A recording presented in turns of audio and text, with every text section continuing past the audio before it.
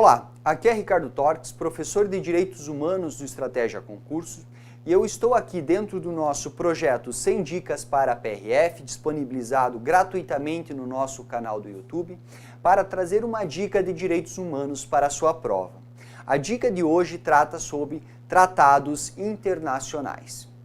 Em relação aos tratados internacionais, você deve conhecer necessariamente o artigo 5º, parágrafo 2º e 3º da nossa Constituição. Então, vem comigo.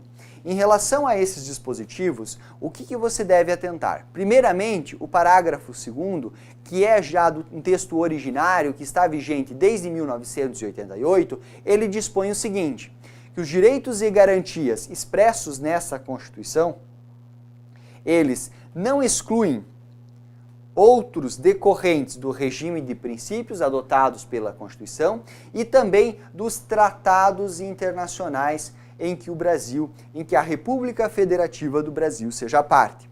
O que esse dispositivo está dizendo é o seguinte, que nós temos uma abertura normativa para receber outros direitos e garantias fundamentais que eventualmente estejam previstos em tratados internacionais dos quais o Brasil seja parte. É em razão desse dispositivo, que está presente, que está vigente desde 1988, que se formou uma corrente doutrinária e depois isso foi levado a julgamento perante o STF, que passou a discutir o status dessas normas internacionais quando internalizadas.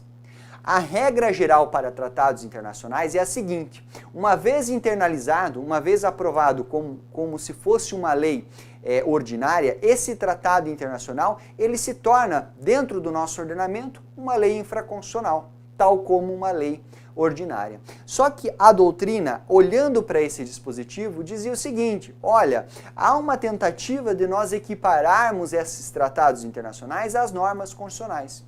E sempre houve uma discussão grande a respeito dessa matéria.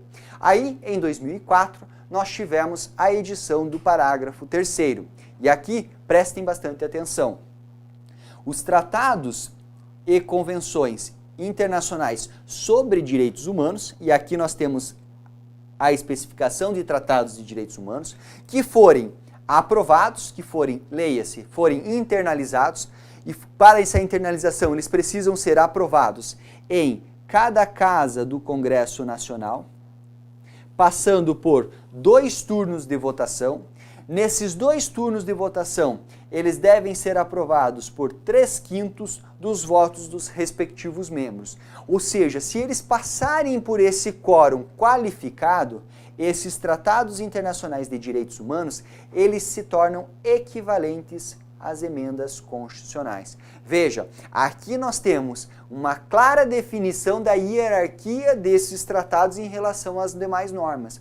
Se eles passarem, portanto, por esse quórum qualificado, eles não são leis infraconstitucionais, e sim, serão sim leis equivalentes às emendas constitucionais, terão caráter de normas constitucionais. Perfeitos? A partir disso, pessoal, e no julgamento de um caso a respeito da aplicação do Pacto de San José da Costa Rica, o STF passou a entender o seguinte, que os tratados, eles não possuem os tratados internacionais de direitos humanos, eles não possuem o mesmo tratamento que uma norma infraconstitucional. Eles devem ter, ainda que não se submetam a esse quórum específico do parágrafo 3º, eles devem ter um tratamento diferenciado.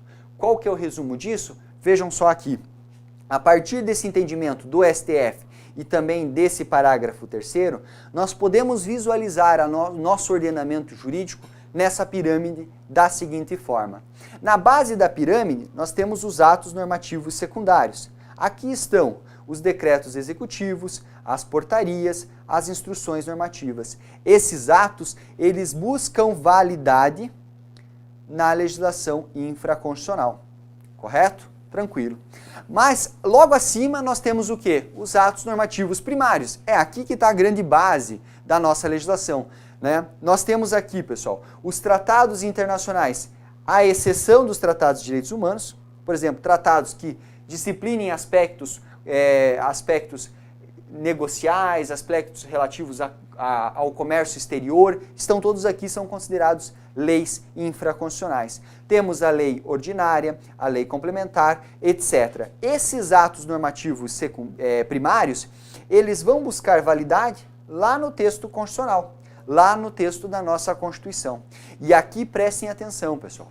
Foi no entender do STF que os tratados internacionais que forem internalizados com o quórum regular, com um quórum de lei ordinária, eles não serão equivalentes à legislação infraconstitucional. Eles não são atos normativos primários, eles serão considerados atos legislativos com caráter supralegal.